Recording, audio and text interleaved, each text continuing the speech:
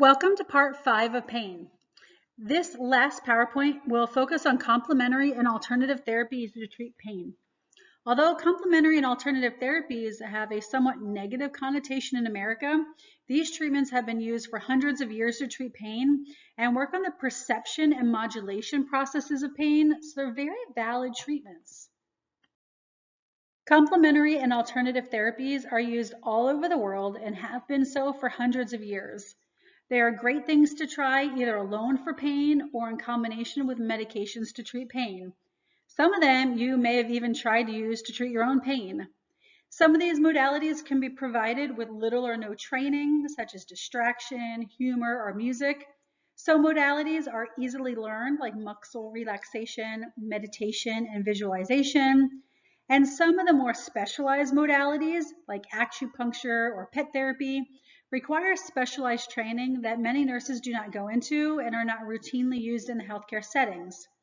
This slide has a lot of therapies that can be used to treat pain, and over the following slides, I'll discuss the more common ones that you may see. A very common type of alternate therapy to treat pain is distraction. This is when we use things like TV or games, stories, even music to get the person to focus on something other than the pain. We are literally trying to distract them from the pain. Distraction tends to work best with mild pain, right before the pain starts or right after it starts. Distraction doesn't work very well for moderate to severe pain, but it may help while the pain medications are reaching their therapeutic levels during moderate to severe pain. And distraction works really well with kids. Humor is another way we can treat pain because it offers a distraction from the pain, but laughing produces endorphins, and endorphins make us happy and relieve pain. Humor is used a lot with children in cancer settings. I worked at a cancer facility where we had a special provider whose whole job was providing humor therapy. I would often hear loud laughter down the hallways and wander to go find it because hearing laughter is contagious and it's hard not to laugh along with it and feel happier, even just watching humor therapy. Humor works best for mild pain and it doesn't work well for moderate to severe pain. Some people don't want to have any humor in their life normally, let alone when they have pain, so it's not going to be a good therapy for everyone. Also, not every nurse is able to be funny, so it's not a pain relieving strategy you'll see being used by a lot of people. Humor also has many other benefits like boosting our immune system and regulating our blood glucose levels, so humor is very beneficial for many aspects of our lives. Music is so helpful for so many aspects of our lives. Music can be used to help stress and pain and even help us through a very emotional time. It offers us a distraction from whatever is going on around us. That's why music is so helpful with pain. Music stimulates our senses and releases neurotransmitters and hormones that relieve stress and pain and relaxes our muscles and nervous system. Music has been shown to work very well with moderate pain in combination with pain medications. The type of music is going to be very patient specific, so if you want to try music therapy with your patient, ask them what they want to listen to. I used to play music when I worked in the CVICU when my patients were waking up from anesthesia. It seemed to help them wake up calmer because I had familiar sounds and not just the beeping of all the machines that we used. Guided imagery is something that takes some training and some practice. It's the act of using visualization to help promote relaxation and relieve pain. People can think of their favorite place to be, picturing the landscape and the people around them, imagining the sounds and smells of that place that makes them happy.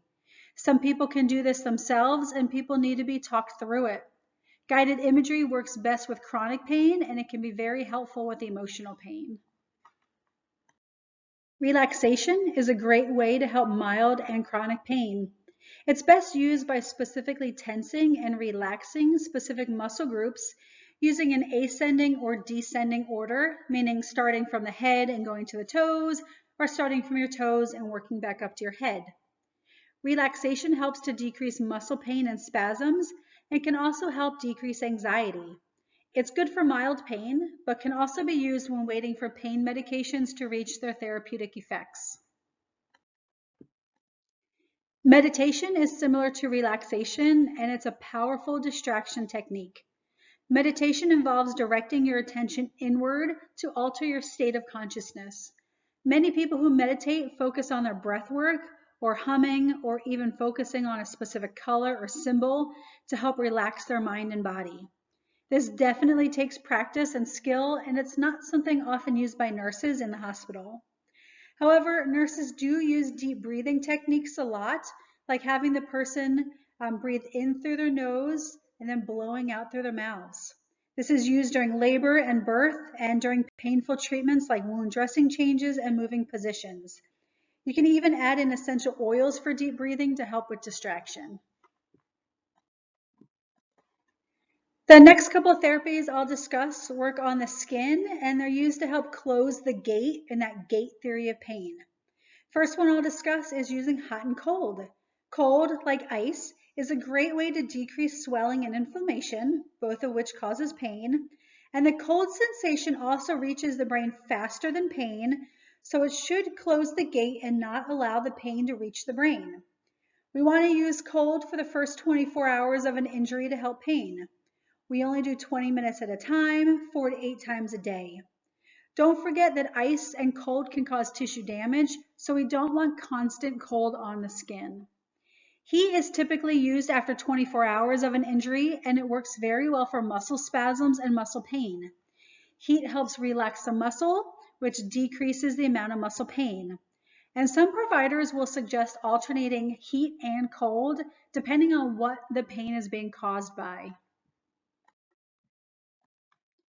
Massage is another way we can relax muscles while also using distraction to close the gate. The brain feels pressure before it feels pain, so the massage pressure can help close the gate and also cause relaxation. Massage also improves circulation, which could aid in healing and decreasing the pain. Transcutaneous electrical nerve stimulators, or TENS units, are great for people with chronic pain or for people who are healing from an injury. TENS units stimulate the skin and tissues using low voltage electronic vibrations. It feels similar to pins and needles and can be very effective with distraction and with muscle relaxation. Some people love TENS units and some people hate them. In the musculoskeletal system PowerPoints, I showed you some pictures of my son who had surgery and was on a scooter and had pins in his feet. While he was learning how to rewalk, he had a TENS unit that was used during physical therapy. He hated the TENS unit. He thought it was more painful than walking, and he didn't want to walk because of the pain. So that just tells you his thoughts on the TENS unit.